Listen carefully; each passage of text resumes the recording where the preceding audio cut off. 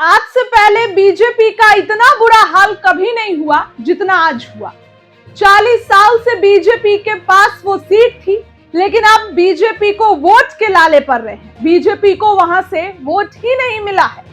BJP का बुरा हाल बांकीपुर से हुआ है। अभी कई लोग एनडीए के नेता बोल रहे हैं कि भैया अभी तो शुरुआत है, अभी तो कई राउंड की काउंटिंग बाकी है, अभी आप देखते जाइए कि क्या होगा। लेकिन अब क्या, प्रशांत किशोर 5000 प्लस वोटों से आगे चल रहे हैं। कितना मेकअप करिएगा। अब इसी बीच बड़ी अपडेट निकलकर सामने आ गई है और ये अपडेट भाजपा से निकल कर आई है। बिहार में जदयू और बीजेपी की सरकार है, लेकिन जदयू अब घुटन फील कर रही है। बीजेपी के साथ जदयू नहीं रहना चाहती है। जदयू के पास महज 4 विधायक कम है, लेकिन फिर भी बीजेपी के पास बस 4 विधायक ज्यादा हैं और इसी 4 विधायक से बीजेपी को लगता है कि वो बिहार में सब कुछ कर लेगी। जदयू को अब घुटन महसूस हो रहा है। और देखिए, मेरे पास जो आंकड़े निकल कर आए हैं, बांकीपुर का अगर सीट भाजपा हारती है तो सबसे बड़ी बात होगी कि सम्राट चौधरी सत्ता से बाहर होंगे। सम्राट चौधरी सीएम से हटेंगे और बिहार में जदयू प्रशांत किशोर सरकार बनाने जा रहे हैं। जी हाँ, अब कैसे बनाने जा रहे हैं ये मैं बताती हूँ।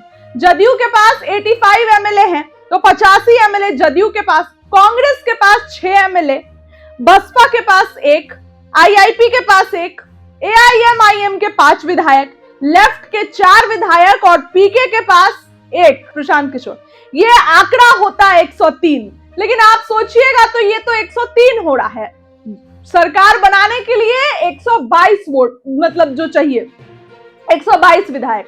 चिराग पासवान 19 विधायकों के साथ आते हैं, क्योंकि चिराग पासवान के भी अपने कड़े तेवर हैं। अगर चिराग पासवान 19 विधायकों के साथ आते हैं जदयू के साथ, तो 122 का आंकड़ा हो गया। क्योंकि इस चुनाव में भाजपा को अपनी औकात पता चल गई। भाजपा ने ये सोचा कि भैया बांकीपुर के वोटर्स तो मेरे बंधुआ मजदूर हैं, 40 साल से देते आए, इस बार भी देंगे। लेकिन इतना बुरा हाल बीजेपी का कभी नहीं हुआ। वो सीट नितिन नवीन की सीट है, वो सीट राष्ट्रीय अध्यक्ष की सीट है और बांकीपुर में बीजेपी को वोट के लाले पड़ रहे हैं। प्रशांत किशोर चुनावी मैदान में और जीत रहे हैं प्रशांत किशोर। और ये हो सकता है सम्राट के सीएम बनने के बाद लगातार बीजेपी चुनाव हार रही है। एमएलसी का चुनाव आरा से सोनू राय जीते आरजेडी के। बांकीपुर का उपचुनाव सबको उम्मीद था कि बीजेपी जीतेगी, प्रत्याशी चेंज किया गया, लेकिन बीजेपी बुरे तरीके से हार रही है। और यहाँ पर सरकार जो है, सरकार को खतरा है, क्योंकि बीजेपी जब ये सीट हारेगी तो इस बहुत कुछ बदलेगा।